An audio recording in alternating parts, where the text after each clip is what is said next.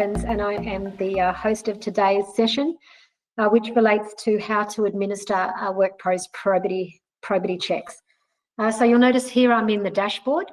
So the first thing that you need to do is to request someone to complete either one or multiple probity checks. But before I get started on this request area, a little overview of WorkPro's range of checks. WorkPro offers both national and international checks. The probity checks range from a work rights check through to financial regulatory checks, employment history, qualification checks, and international police checks, and probably some in between that I've forgotten about. Those are available both internationally and nationally. You pay on demand, so you can request the check to be done. That gets processed. Depending on the check and depending on the country, will determine the turnaround time. The entire process is 100% online, and it's available on any device.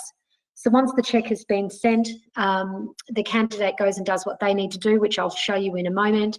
Once you've submitted the check, WorkPro will verify the information, including the details, the identity document, the signatures, the dates, all of those good things that are required before a probity check can be submitted.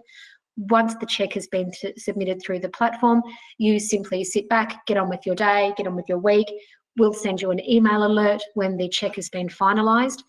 There are from time to time requests for further information, but at each stage in the process, you'll be receiving email alerts, and within our dashboard, you'll see the status changes. So that's what I'm going to take you through today. Yeah, thanks, Glenn. I'll answer that in a moment. Anyone that has any questions during the demonstration, please feel free, just like Glenn did, to add them to the chats. I'll try and get to them as soon as I possibly can. If I don't answer them as part of this session, myself or one of my team will come back to you. The pricing, I'll go before I end the webinar, Glenn, I can talk about pricing as well. So you're sending a request to a candidate and you're entering their name.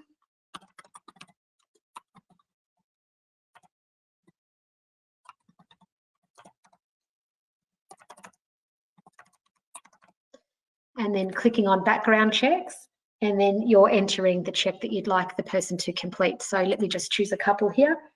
I'll choose citizenship, I'll choose a credit check, an employment history check, and let's look at the last 5 years, and I'll choose a qualification check, and I'll say just the highest tertiary qualification, and then I'll send that request. So the request is now being sent to the candidate.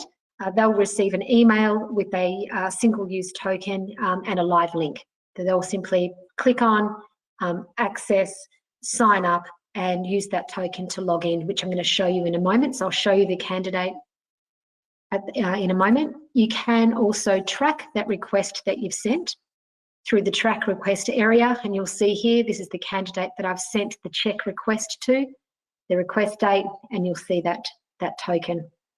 So now that you've sent the request, I'm going to log out of the platform.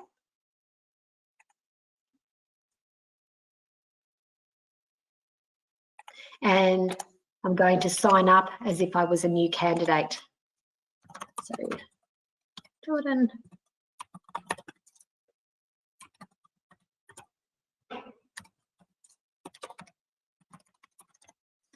Enter a password. Not a robot. And agree to the usage agreement. You can see here that the candidate also has the option of signing in with their Microsoft account or with their Google account, or in my case, I signed up with an email address. This has happened because I'm in a staging environment, so just bear with me for a moment. I might just stop sharing my screen just to jump into the candidate area. So apologies about that.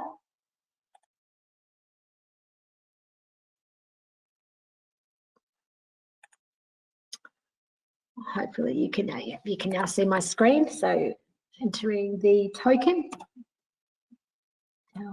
It's 21301Z. So that's the single-use token that's included in the email address or the email that was sent to the candidate.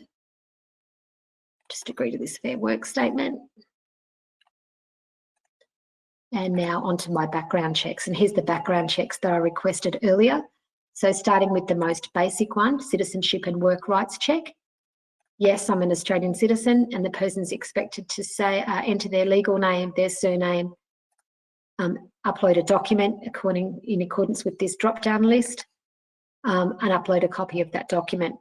If the person chooses a document that does not contain a photo ID, WorkPro also has the option for you to configure the system so that they will also upload an additional government-issued photo identification document so that you can verify that name is the person and they are who they say they are. You also have the option of insisting that they upload a selfie.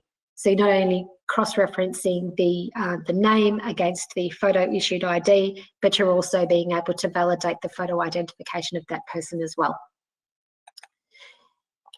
If they're a non-Australian citizen, they're obviously entering extra information. They're also uploading a copy of their passport, and they're agreeing to the terms, which is basically as soon as this information has been stored, that they understand this information may be checked against the Department of Home Affairs Vivo database, of which we are seamlessly integrated, and they'll get an instant result of their work rights check, of which when the status will change in your dashboard, and you'll be able to view and validate and also monitor and manage the work rights check or the work rights of that individual. So I won't complete this information. I'll just close this one off and I'll move on to the next one. So this one is a credit check, and I will, for the purposes of the demonstration, quickly show you this one. So saving that information, providing my birth details, email, and adding some address information.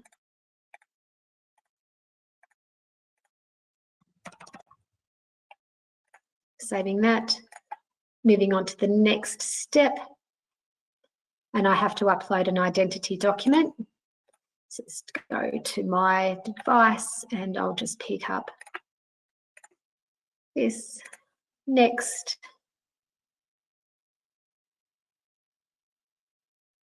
Agreeing to the terms and conditions. So I'm basically just saying I acknowledge that I've read and understood the information provided, which is that at any time you as the employing entity may or may not be checking my information against an official source, and then I'm providing my informed consent.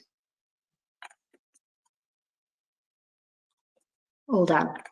So when I close that, you'll notice that the status has changed to in progress, which means that now you have received an email alert as the client, and this information will be stored and shown on the dashboard ready for processing, and I'll show you that in a moment. And you can see here there's 3 extra checks ready for me to be completed.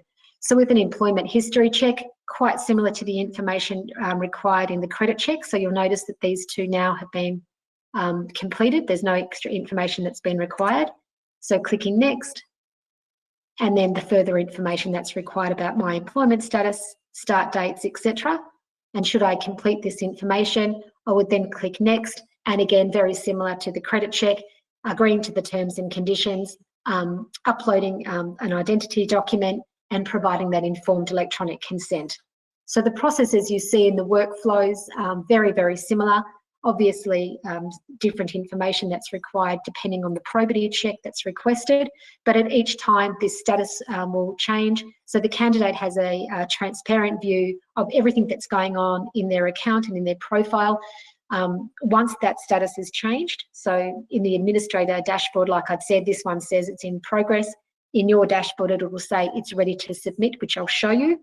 Once the status, once you've submitted the check for processing, once that's been returned to you, equally, the status will change in this particular candidate profile to check completed. It may or may not show the result depending on the check, depending on who's paid for the check. So for example, citizenship and work rights check, once that check has been returned, not only will the status show finalised, but it will also show the work rights of this individual, and the candidate has the right to see that in their profile. So just to repeat that one, depending on the check, will depend on whether the result is shown in the candidate's profile, but at each step of the way, this candidate is also able to see exactly the status of their probity and background checks. So now that their candidate's completed all these requirements, Actually, before I do, I will just show you this quickly, the qualification check. Again, that information is exactly the same, so there's no further information required here. Then in your qualification check, as is expected, what's the qualification, the institution, the location, start and dates, graduation date, and expected to upload a copy of the transcript and the certificate. Once again, as soon as that information has been populated, providing informed consent and agreeing to the terms and conditions. Right, so now logging out, I'm going to log in back in as an administrator.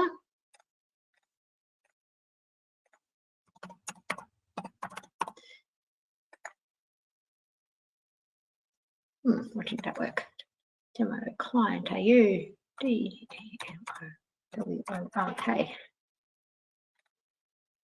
Interesting. Just log back in there.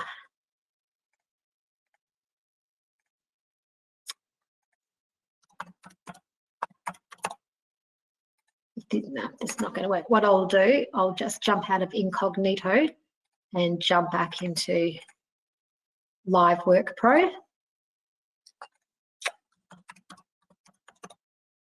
Now that's why I had my caps lock on.